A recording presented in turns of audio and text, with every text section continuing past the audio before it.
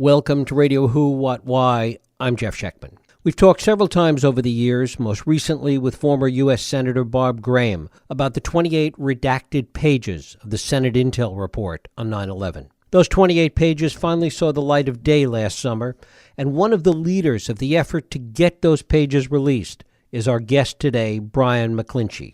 Now McClinchy is engaged in a new effort to help a group of 9/11 families, survivors, and veterans who were in many ways co-opted and traveled to Washington at the expense of a conservative lobbying firm to lobby against the law enabling suits against the government of Saudi Arabia. Here to explain all of this, it is my pleasure to be joined by the head of 28pages.org, Brian McClinchy. Brian, thanks so much for joining us. It's great to be with you. Thank you so much, Jeff. Before we talk about the current battle that's going on, talk a little bit about your efforts with respect to getting these 28 pages released and how you got involved in that in the first place. Yes, I got involved by seeing video of a press conference on Capitol Hill that was being conducted by the legislators who were leading the effort to get those 28 pages declassified. Walter Jones, Stephen Lynch, and Thomas Massie. It was in particular the comments of Thomas Massie, a legislator whom I'd already respected, that grabbed my attention. I was intrigued. And for me, it was an issue of foreign policy transparency and an opportunity perhaps to expose hypocrisy in the narrative and the execution of the war on terror. And so I'm a writer by trade, a freelance copywriter. I decided to create a website to kind of fill a niche that was needed in that movement. You had legislative leadership, but I wanted to create a site that would help facilitate activism by individual citizens and also provide reliable information, in-depth reporting on the issue to help nudge that movement along. And ultimately, last summer, those 28 pages were released. They were still redacted somewhat. Talk a little bit about what you felt was accomplished by that. It did, as you say, there are probably a cumulative 3 pages worth of paragraphs that are still redacted. However, those 28 pages revealed some important new things. And most of them, what is most striking about the 28 pages is how frequently the name Prince Bandar comes up in this 28 pages. And Bandar was the ambassador to the United States and a close friend of the George W. Bush family and the entire Bush family, really. And his name comes up time and again, and it was revealed in the 28 pages that he made direct cash payments to a man in Southern California, Osama Basnan, who was identified in the 28 pages as an extremist who hosted a party for the blind sheikh who helped mastermind the World Trade Center bombing, who was a devotee of Osama bin Laden, and most importantly, was said to have bragged about how much assistance he personally provided to 2 of the 9/11 hijackers that crashed the aircraft into the Pentagon. Talk a little bit about the reaction, as you understand it, from families and survivors to what was in these 28 pages. I think they felt it was a very important step forward in peeling back what has been a veil that the government has continued to put over Saudi links to the 9/11 attacks. I think out of the interest of preserving that U.S.-Saudi relationship and shielding Saudi Arabia from scrutiny.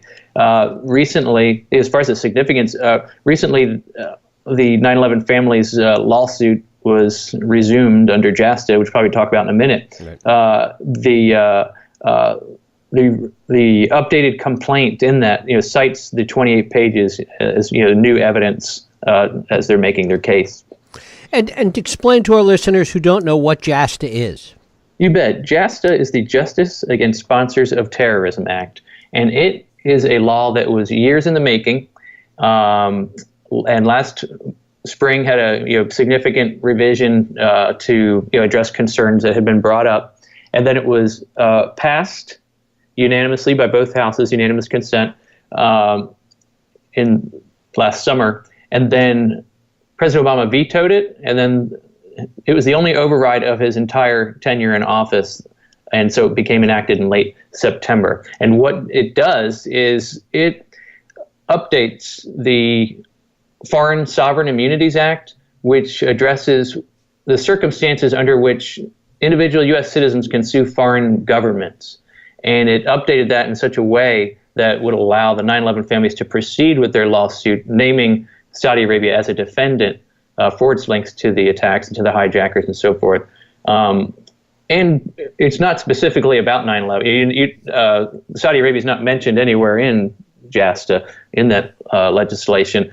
So it's an ongoing power, and clarification that citizens for acts of terror conducted on U.S. soil, that U.S. citizens can sue foreign governments that they believe to be have sponsored that act. And explain what the argument was, why President Obama at the time vetoed it.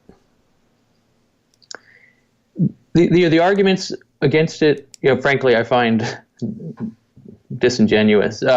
One of the principal arguments is that this would somehow jeopardize individual U.S. military service members and individual officials.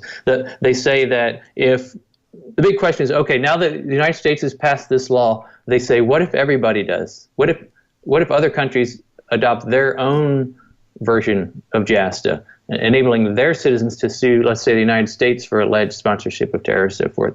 That is that's a question, about whether they would do that. Unfortunately, most of the op-ed pieces and so forth that are being sponsored by Saudi lobbyists and others, and an argument that President Obama used himself in a town hall speaking to the military, they try to say that if other countries pass laws like JASTA, that individual U.S. military service members and officials would find themselves sued in foreign courts. Well, as I noted earlier, JASTA doesn't authorize suits against individuals in other countries. It only governments. That was underscored by the recent filing that I just referred to in the 9/11 suit. Under JASTA, they updated their complaint in the court process, and there are hundreds of pages of plaintiffs, the 9/11 families and victims and so forth, and one defendant, the Kingdom of Saudi Arabia, not an individual. Tell us a little bit about Saudi Arabia's efforts to try and get this law overturned, originally to prevent it from being passed and then to try and get it overturned. Yeah, Saudi Arabia has one of the most formidable lobbying operations probably in our entire country. Many firms, and being paid millions and millions of dollars across the board. They, in the run-up, while JASTA was in the works and going through the legislative process, they were fully engaged in trying to thwart it. And then when it was enacted over President Obama's veto, they kicked into overdrive. It was not game over for them. They then engaged many more firms to now try to go back and water it down, to amend it, change it, repeal it, whatever they can do to put those barriers back in place between the 9/11 families and the courtroom. And to what extent were they successful? Were these efforts on the part of Saudi Arabia successful in trying to really create pressure to overturn this? I don't think they've been very successful at all, just based on the observed action on Capitol Hill. The two principal people in the legislature who are leading the effort to weaken this law, they would say enhance it or correct it, but to weaken it, are Senators John McCain and Lindsey Graham. And those two, in November and December, they made some floor speeches talking about the need to change this. They offered, again, the same flawed arguments about jeopardy to military service members, or drone attacks, that kind of thing. But there's been no real legislative action. They never actually, to my knowledge, we put forward an actual amendment. And so at this point, I don't think there's been much momentum at all in that other direction. And talk a little bit about the veterans that were brought to Washington to engage in this lobbying effort, veterans who were arguably misled as to what they were coming to Washington for and who was paying for it. Yes, this is the most fascinating part of this story, is that so aggressive was this operation that Saudi Arabia and Corvus Corvus MSL Group, which is its main, I believe it is its main flagship lobbying and PR firm managing its affairs and reputation around the world. They engaged Corvus, who in turn began a program by which they would recruit veterans to oppose JASTA based on that argument that, hey, if other countries pass laws like JASTA, individual military service members will be sued in foreign courts. We can't have that. That was the principal argument that they used. And so they attracted veterans to this effort, and then they had a program by which they were inviting veterans to travel to Washington, all expenses paid, to lobby for this alongside fellow veterans and for the betterment of military service members and veterans. Now, what I was able to discover through my reporting, I contacted some veterans who had actually made those trips to Washington, D.C., and the fact that they were making trips was first reported by Daily Caller. Then the question became, do these people know who's behind this? And I contacted some veterans and kind of hit the jackpot in that they said, no, we did not know that this was the case until we got there, and an intoxicated organizer of the event spilled the beans and said, yes, the kingdom's paying for it. And they were outraged. These were the first three that I interviewed were Marine veterans. Two of them are brothers, and a couple of them said, we enlisted because of 9/11, and to find out that we had been unwittingly advancing the interest and the agenda of the government that's been accused of helping to facilitate that attack, you can imagine how that would make them feel. And there were initially three, and then 4 more veterans from that operation came forward, which, by the way, was being conducted out of the Trump International Hotel. And now more veterans are continuing to come forward with other organizations. What is your sense of how this is playing out now, and what's next in this battle? Well, with JASTA, the law of the land, it's kind of a question of, it's a matter of playing defense for those 9/11 families to keep that law in the books. Right now, it's been pretty quiet. Those lobbying trips, and to give you a sense of the budget, we're talking under that Corvus operation, somewhere around 7 trips, and we're talking about upwards of 40 and 50 veterans on several of those trips, staying at the Trump International Hotel with meals provided, open bars in the evening at the hotel that is known for the most expensive drinks in all of Washington. So, a big budget operation. What is the attitude of the current administration towards this? Well, when JASTA was kind of at that final threshold of being passed, then candidate Trump was asked for his opinion on it, and he slammed President Obama for vetoing it.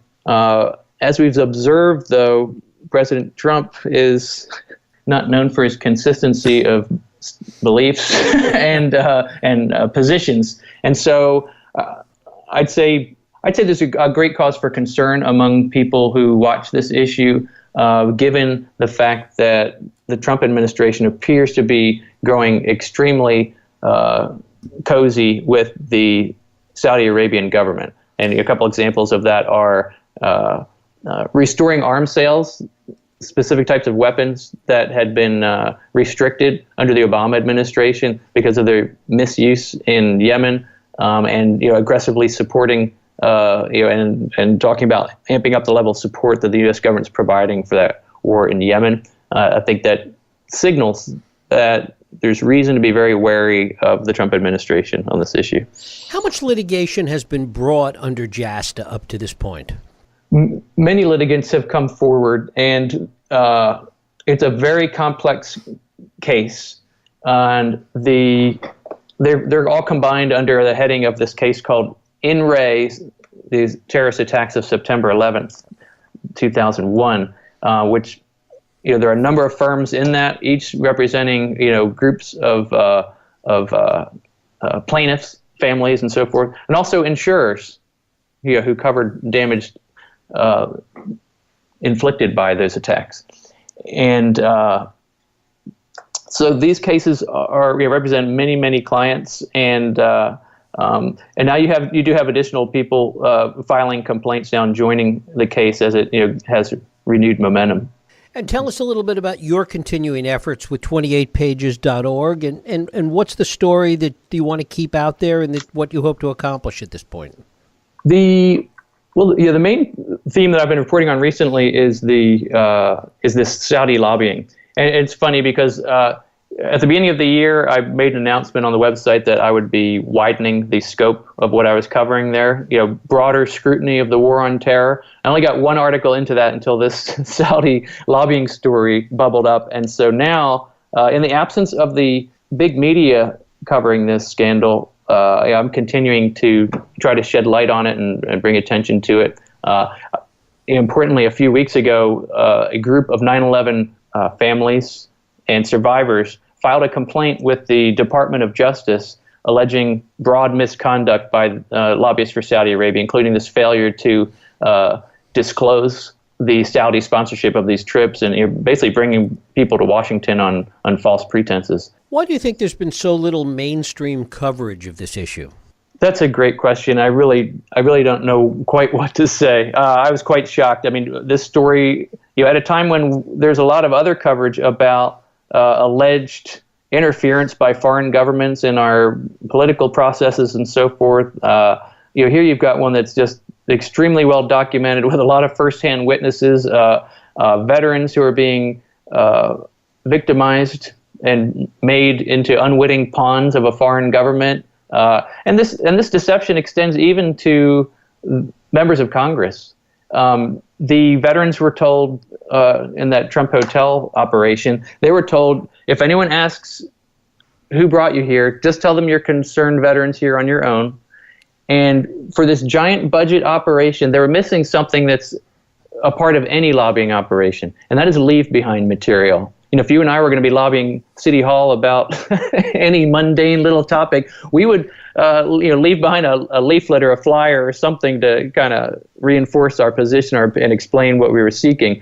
This multi-million-dollar operation didn't have that. And I'll tell you why, is that any informational material that's left behind as part of a foreign government-driven lobbying operation, it's a requirement that you have to have a conspicuous disclosure of who sponsored it. So really, what I'm saying is that this deception carried over to members of Congress, that there was this charade that was going on where they wanted Congress to have the impression that it was individual veterans who were sincerely concerned about this issue, and the members of Congress weren't being told that they were there essentially on behalf, unwittingly, they were acting on behalf of a foreign power. And the Foreign Agents Registration Act, passed in the 30s, that's what that's all about. It doesn't restrict anybody's speech, but it does call for transparency, so everybody knows above board that this is a foreign power that's trying to affect policy in the United States. Are there any veterans organizations that have gotten involved in this issue? There are none that have gotten involved on the good side.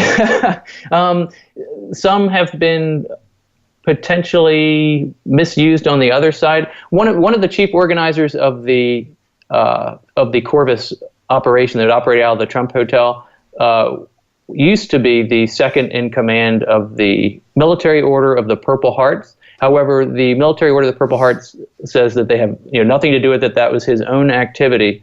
However, there are some veterans seem to give the indication that they were led to believe that there was an endorsement from that organization, but their spokesperson was very clear in saying that was his activities alone. Has there been any lessening of the efforts on the part of the Saudi lobbying firms of late?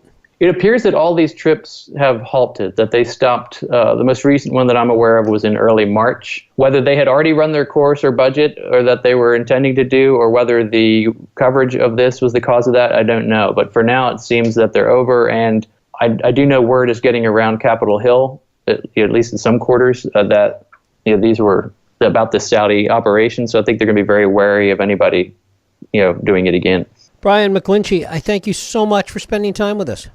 It was great to be with you. Thank you very much. Thank you. Thank you for listening and joining us here on Radio Who, What, Why. I hope you join us next week for another Radio Who, What, Why podcast. I'm Jeff Schechtman. If you like this podcast, please feel free to share and help others find it by rating and reviewing it on iTunes. You can also support this podcast and all the work we do by going to whowhatwhy.org/donate.